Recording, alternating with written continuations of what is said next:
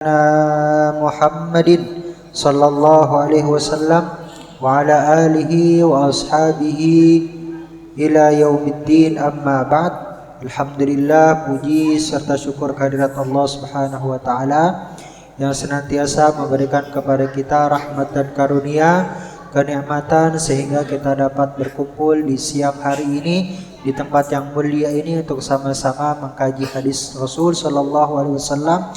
Mudah-mudahan apa yang kita lakukan di siang hari ini menjadi sebab kita semakin dekat kepada Allah Subhanahu wa taala, semakin mengenal Rasul sallallahu alaihi wasallam, dan mudah-mudahan dengan hal itu Allah Subhanahu wa taala memasukkan kita ke surganya. Amin ya rabbal alamin. Salawat teriring salam semoga tercurah limpahkan kepada baginda alam Nabi besar Muhammad sallallahu alaihi wasallam, kepada keluarganya, para sahabatnya, para pengikutnya, dan mudah-mudahan salawat teriring salam tersebut tercurah limpahkan pula kepada kita umatnya, dan kita berharap semoga kita dijadikan oleh Allah Subhanahu wa taala jadi orang-orang yang mendapatkan syafaatul uzma di hari kiamat. Amin ya rabbal alamin. Melanjutkan kajian kita tentang hadis Arba'in An-Nawawi yang ke-9, di mana di dalamnya hadis ini direwatkan oleh sahabat yang mulia Abdurrahman bin Sakhar alias Abu Hurairah. Kemarin sempat kita jelaskan bahwasanya Abdurrahman bin Sakhar atau Abu Hurairah ini merupakan sahabat yang paling banyak meriwayatkan hadis. Padahal waktu perjumpaan beliau dengan Rasulullah itu hanya 3 tahun. Masuk Islam tahun ke-7, Rasul sallallahu alaihi wasallam wafat tahun ke-10. Bagaimana bisa kemudian dengan waktu 3 tahun tersebut hafalan hadisnya itu bisa melebihi sahabat-sahabat yang telah membersamai Rasulullah dari berpuluh-puluh tahun, dari belasan tahun, bahkan dari awal Islam. Jadi hafalan hadisnya itu melebihi sahabat Abu Bakar yang dari pertama kali Rasul sallallahu alaihi wasallam memproklamirkan Islam, beliau sudah ikut. Bayangin, berarti Abu Bakar itu masuk Islam ya sudah dari 23 tahun sebelumnya. Dari sahabat yang mulia Abu Hurairah. Tapi dengan waktu 3 tahun beliau mampu tuh membalap hafalan hadis para sahabat. Gimana caranya? Yang pertama, beliau berdedikasi, menjadikan semua waktunya itu untuk satu tujuan, menuntut ilmu dari Rasulullah. Beliau nggak ngerjain apapun, nggak punya bisnis apapun, nggak punya aktivitas apapun kecuali duduk di samping Rasulullah, kecuali menuntut ilmu dari Rasulullah. Dan beliau memiliki kecerdasan yang luar biasa. Ketika beliau sekali mendengarkan hadis, beliau langsung bisa hafal. Sekali mendengarkan hadis, beliau langsung bisa hafal. Bagaimana caranya? Ini ada cerita di belakang, ada sebabnya. Jadi suatu ketika sahabat Abu Hurairah ini ya seperti biasa lagi duduk di majelisnya Rasulullah, lagi ingin mendengarkan ilmu yang akan disampaikan oleh Rasulullah. Kemudian tiba-tiba Nabi Shallallahu Alaihi Wasallam bersabda, "Mayyabsutu thawbahu hatta ufrigha min hadithi thumma yaqbiduhu fa innahu laysa yansa syai'an sami'ahu minni abada." Ketika duduk gitu, Rasulullah baru datang, tiba-tiba Rasulullah bilang, "Siapa orang yang mau menghamparkan ridanya atau sorbannya di hadapan saya ini, maka insya Allah setelahnya dia nggak akan bisa lupa. Setelahnya dia nggak akan bisa lupa selamanya. Ketika dia dengar ilmu, dia dengar hadis, dia dengar Al-Quran, langsung hafal dan nggak akan pernah lupa." Maka tiba-tiba orang yang pertama kali menaruh ridanya, menaruh sorbannya, menghamparkannya di hadapan Rasulullah adalah Sayyiduna Abu Hurairah. Fabasattu thawbi au qala ridai, maka aku buru-buru tuh melakukan hal tersebut. Kemudian Rasulullah Shallallahu Alaihi Wasallam menyampaikan hadis, menyampaikan ayat Quran, menyempurnakan majlisnya. Setelah selesai, faqabattuhu ilayya, maka kemudian diambil lagi ridanya, diambil lagi sorbannya. Fawallahi ma nasitu syai'an sami'tuhu min, maka setelahnya saya nggak pernah lagi lupa. Saya nggak pernah lagi lupa. Jadi suatu ketika Rasul sedang mau menjelaskan hadis, tiba-tiba Rasul berkata demikian, siapa orang yang membentangkan ridanya, membentangkan sorbannya di hadapanku, maka nggak akan pernah lupa. Maka orang yang pertama kali melakukan hal tersebut adalah Sayyiduna Abu Hurairah, dan beliau bersaksi itu bahwasanya setelahnya itu saya nggak pernah lupa. Hanya luar biasa sekali. Beliau meriwayatkan 5.374 hadis. Sahabat yang paling banyak meriwayatkan hadis. Dan beliau ini adalah pemimpin ahli sufah. Apa itu ahli sufah? Apa itu sufah sendiri? Sufah adalah tempat di Masjid Nabawi, di belakangnya yang punya atap.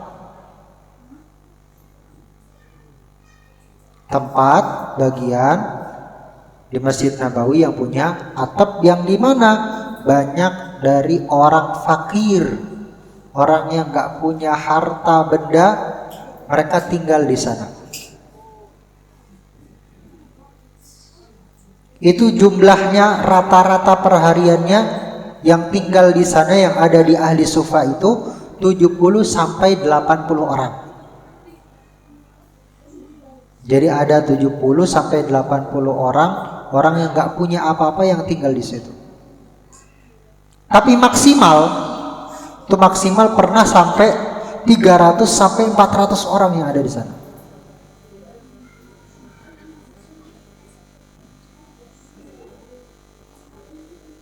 Yang mana saking miskinnya mereka, saking fakirnya mereka, walam yakun ala ghalibihim illa satirul aurah.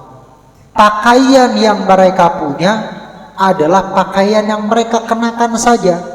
Itu pun pakaiannya hanya cukup untuk menutup aurat. Bayangin gambaran kondisi mereka. Miskinnya kayak apa? Gak punya pakaian selain yang ada di badan, yang di badan pun hanya cukup untuk menutup aurat.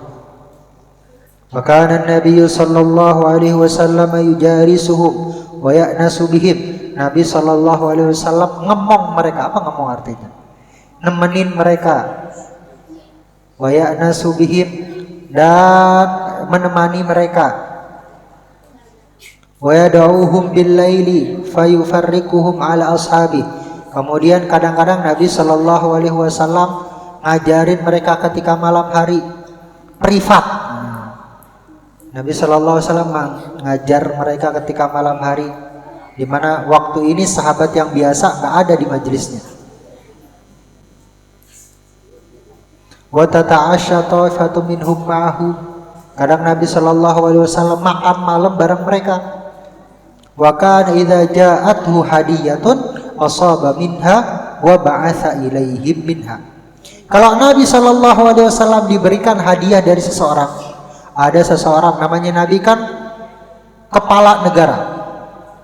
Nabi kepala negara, kepala pemerintahan, presiden. Jadi kalau ada orang nemuin Nabi dari negeri yang seberang, dari negeri yang jauh, mereka datang nemuin Nabi, biasanya bawa hadiah. Namanya diplomasi antar negara, hadiahnya ya pasti mahal, pasti berharga. Nah itu Nabi Shallallahu Alaihi Wasallam kasih ke ahlus sufah. Pasti kalau Nabi dapat hadiah, ahlus sufah pasti kebagian. Wa idza ja'atus shadaqah, kalau ada orang sowan ke Nabi, kemudian ngasih sodakoh. Wahai Rasulullah, ini sodakoh dariku, tolong terima. Maka dikasih semuanya untuk ahli sufa. Kalau Nabi dapat hadiah, Nabi kasih sebagian. Tapi kalau Nabi Shallallahu Alaihi Wasallam ada yang nyerahin sedekah, Nabi Shallallahu Alaihi Wasallam kasih semuanya. Kenapa? Karena Nabi dan ahli baitnya itu haram untuk menerima sedekah, haram untuk menerima zakat. Haram untuk menerima zakat. Ada suatu peristiwa yang unik banget. Namanya Abu Hurairah, gak punya pekerjaan kecuali belajar dari Rasulullah. Suatu ketika Abu Hurairah ini lapar banget, gak punya makanan. Saking laparnya itu kemudian beliau tiduran tengkurap gimana? Perutnya ditaruh ke lantai gitu, biar ketekan, biar gak kerasa lapar. Kalau itu nggak mempan juga, rasa laparnya masih banget, maka beliau cari batu kemudian diikat ke perutnya. Nah, sambil ngusahain, beliau radhiyallahu anhu itu duduk di tengah Madinah. Kemudian ngeliatin orang, siapa nih yang kira-kira bisa bantu saya? Maka karena beliau itu adalah orang yang soleh, yang mana beliau itu nggak minta-minta. Jadi meskipun beliau nggak punya, beliau nggak mau minta-minta. Jadi seorang muslim sejati, walaupun dia nggak punya, dia nggak mungkin jadi pengemis, karena mengemis itu haram. Makanya di ayat Quran ada itu, yahsabuhumul jahilu aghniya minat ta'affuf ta'rifuhum bisimahum la yas'aluna an-nasa ilhafa. Jadi ada seorang muslim sejati yang fakir, tapi kefakirannya gak membuat dia meminta-minta. Tetap memiliki izzah, tetap memiliki kemuliaan diri, gak minta-minta. Nah, orang jahil, orang yang bodoh, orang yang gak punya sensitivitas, itu ngiranya dia mah gak butuh. Kenapa? Dia gak minta, gak peka. Tapi kalau orang yang cerdas itu tahu, ta'rifuhum bisimahum, tahu dari ciri-cirinya. Orang miskin kan kelihatan ciri-cirinya, mukanya lemes, belum makan dari pagi, bajunya compang-camping, kan kelihatan ciri-cirinya. La yas'aluna an-nasa ilhafa. Udah jelas ciri-cirinya dari atas kepala sampai ujung kaki, tapi orang muslim sejati tersebut la yas'aluna an-nasa ilhafa, enggak mau ngemis, enggak mau minta. Lalu apa yang dilakukan oleh sahabat Abu Hurairah? Beliau datang ke Abu Bakar, nanya tentang suatu ayat. Yang mana tujuannya itu dari nanya itu bukan buat cari ilmu, bukan buat memuaskan rasa penasarannya, bukan. Sayyidina Abu Hurairah udah tahu jawabannya.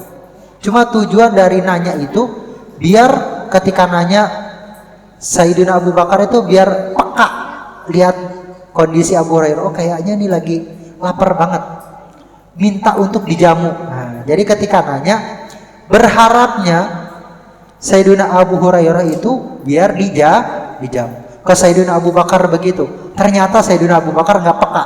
Ke Sayyidina Umar begitu, ternyata Sayyidina Umar juga nggak peka. Lalu kemudian ketika bertemu dengan Rasul Shallallahu Alaihi Wasallam, sebelum nanya Rasul udah tahu, udah kelihatan dari wajahnya. Oh, kamu lagi lapar ya? Sini ikut saya. Nah, di situ kemudian karena bahagia banget, Rasulullah peka. Rasulullah tahu kondisi saya, maka Rasul ngajak ke rumahnya. Ternyata di depan rumahnya Rasul banyak ahlu sufah yang juga kelaparan. Ketika Rasul Shallallahu Alaihi Wasallam mengizinkan sahabat Abu Hurairah untuk masuk, Itu Rasul punya satu kendi susu. Satu kendi susu. Satu kendi ini kalau ahlu sufahnya itu ada 70-80 orang, pasti yang kebagian cuma ya setengahnya lah. Setengahnya. Sama Rasulullah kendi ini dikasih ke sahabat Abu Hurairah, suruh ngebagiin. Tanpa Sayyidina Abu Hurairah nyicipin satu gelas pun. Itu bayangin, ketika ngebagiin Sayyidina Abu Hurairah, kayaknya gue udah gak kebagian ini. Ahlu sufahnya 70-80 orang, susunya cuma satu kandi. Ya Allah, dalam hatinya, coba saya diizinin minum satu gelas saja, biar saya biar lumayan ada ganjelnya dikit gitu. Dalam hati begitu. Karena kalau secara zahirnya ini nggak bakal cukup nih satu kandi untuk 70-80 ahlu sufah. Tapi karena Rasulullah yang nyuruh, Sayyidina Abu Bakar, Sayyidina Abu Hurairah yang nggak punya pilihan kecuali taat. Makanya beliau kemudian melakukan perintah Rasulullah, ngebagiin tuh susunya. Nah, ketika ngebagiin, Rasulullah yang ada di sampingnya. Jadi Rasulullah yang nyiduk, Sayyidina Abu Hurairah yang ngebagiin. Khudh. Ambil, kasih, ambil, kasih. Khudh fa'atihim, ambil, kasih.